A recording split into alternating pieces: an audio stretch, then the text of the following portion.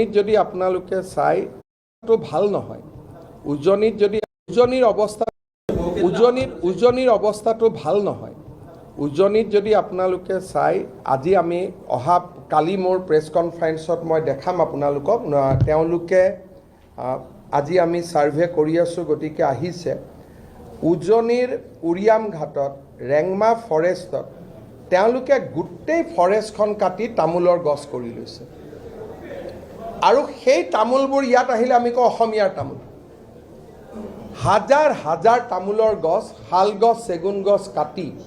হাজাৰ হাজাৰ বিঘা মাটি তেওঁলোকে তামোল গছ কৰি লৈছে ঘৰ এটা কিন্তু এজন এজন মানুহে 200-300 বিঘা মাটি দখল কৰি আছে কালি মই আপোনালোকক ভিডিঅ'টো দেখুৱাম এতিয়া ইয়াত জাগা নাই কালি মই ডাঙৰ কৰি দেখাম আৰু সেই মানুহখিনিক এভিকশ্যন কৰিলে ক'ব ল্যান্ডলেছ তাতে তেওঁলোকে গৈ জমিনদাৰ হৈছে ঢিং আৰু লাহৰি ঘাটৰ পৰা আৰু যেতিয়া আজি এইটো কাম 8 বছৰৰ পৰা হৈ আছে অসমীয়া মানুহে মাতা নাই প্ৰথম 50 জন গৈছিল এতিয়া 5000 হৈছে তাৰ পিছত তেওঁলোকে গোলাঘাটৰ আন এটা জাগালৈকে গ'ল এটা গোলাঘাটৰ পৰা তিতাবৰ যাই পাতে সময় কিমান দিন লাগে তিতাবৰ গোৱাৰ পিছত মৰিয়নি যাওঁতে কিমান দিন সময় লাগে